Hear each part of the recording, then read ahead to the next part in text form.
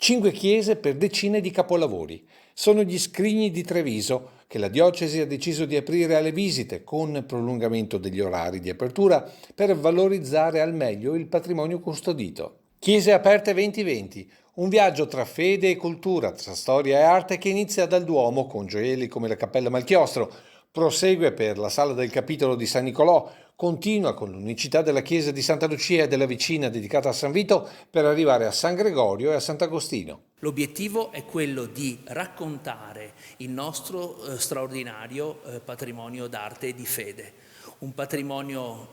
appunto importante dal punto di vista storico-artistico. Ricordiamo grandi autori come Paris Bordon, come Tiziano, come Pordenone presenti all'interno delle nostre chiese, ma anche un patrimonio di arte e di fede, storie di speranza, storie di affidamento e di devozione che le nostre comunità da secoli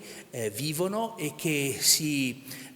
sono manifestate attraverso queste incarnazioni di fede, che sono questi oggetti, che sono paramenti sacri, che sono tele importanti, che sono statue, che sono arredi lignei, che ci parlano esattamente di questo tipo di storia. Opere che saranno raccontate da ciceroni volontari che potranno proporsi entro il 30 agosto e che saranno formati da personalità della storia e della cultura trevigiana come il professore Eugenio Manzato o Andrea Bellieni o ancora Elisabetta Gherardinger, uno dei volti dei musei di Treviso. In verità ne abbiamo già una ventina che con orgoglio, con passione potranno raccontare appunto la storia di questo patrimonio all'interno delle nostre chiese nei fine settimana. Siamo aperti anche a una collaborazione con la scuola attraverso la dottoressa Sardella. Un'operazione possibile grazie al finanziamento in arrivo dalla CEI con l'8 per 1000 della Chiesa Cattolica, le prime visite guidate dai fine settimana di novembre. Attraverso questo progetto noi come Chiesa di Treviso vogliamo anche dire